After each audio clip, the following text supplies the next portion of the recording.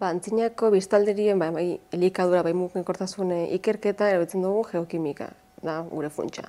Eta batez ere oinarritzen da jaten dugunean. Bai, gu jaten dugun hori dauka konposizio bat, zeina dago lotuta zuzenean inguruko ekosistemarekin, lurzoru eta besteen batekin. Orduan gertatzen da guk elikagai bat jaten dugunean aberatza konposizio batean zurretara pasatzen da konposizio hori. Eta guk gero aztarnategi ezberdinetan hartu ditugu ezurrak eta neurtu ditugu ezur eta hortz horietan. Zehazki izan dira nitrogeno eta karbono isotopoak hauek neurtuak ezurretako kolagenoetan, aldiz estrontzioa eta oxigenoa batez ere hortzetako esmaltean neurtuak izan dira. Izan ere, hortzetako esmaltea denbora pasala ez da birmoldatzen bere konposizio baizik eta mantentzen du momentu oro behin sortzen denean haurtzaroan. Aldiz ezurretako konposizioa aldatuz doa denborarekin eta orduan lortzen dugu azken 5 urtetako konposizioa. Erdi Aroko biztanlerien bizimodua orokorrean ikusi dugu dietari begira, elikadurari begira, oro jalea zela. Alegia jaten zuten bai barazki, bai zereala, bai frutak eta baita ere haragia jaten zuten eratorritako elikagaiak, baina ez asko. Bai batez ere zian barazki zerealetan oinarritutako elikagaia. Hori orokorrean, aztarnategi guztietan, gero badaukagula ezberdintasun batez ere lotzen dena tausteko aztarnategekin, zein Zaragozan kokatzen den, eta hau erlikeri begira musulmana zen. Bai beste kristaua dira, baina musulmana.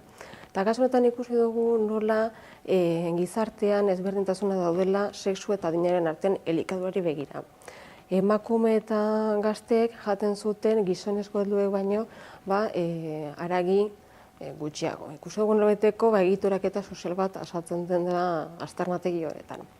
Eta mugikortasunari begira egia esan orokorrean antzeko parezido, ez? Ikusten dugu orokorrean mugimendua daudela, baina ez dira zentratzen ez momentu konkretu batekin, ez gertara konkretu batekin, ez baizik eta jendea joan etorra egiten zela, beraien ekonomia hobetzeko, emakumeen kasuan senarraren herrira joaten zirela, eta horrelako mugikortasunak ikusten dira soilik, Erdi Aroan zehar. Ikerketa hau burutu dugu aztarnategietan, batez nire tesian zentratzen da 4 aztarnategietan, San Martin de Dulantzi, Dulantzi Alegrean kokatzen den Alaban, Las Gobas, hori Trebiñon kokatzen da, San Juan de Momoitio, Garai, Bizkaian, eta Tauste, hau Zaragozan. Baina gero baita ere, egin ditugu beste ikerketa batzu, beste aztarnategi batzutan, ez eta tesian esartu, alin garela horiek ikertzen. Beste bai Argineta, bai Mendraka, elorren aurkitzen diren bi aztarnategia dira, eta gero Basaurin ere dagoen beste bat Finaga hori ere ikertzen ari gara. Eta orokorrean sartzen dira 6-12 mendeen artean. Daketa daude, batzuk agian 6-10 tartean, edo 8-12, baina gutxi gorabena sartzen dira guztia bat arte horretan, ez? Erdi Aroan orokorrean. Mugikortasun eta elikadura eredu hauetatik abiatuz, gure helburua izan da ikustea nolako bizimodua zuten Erdi Aroko biztanleria,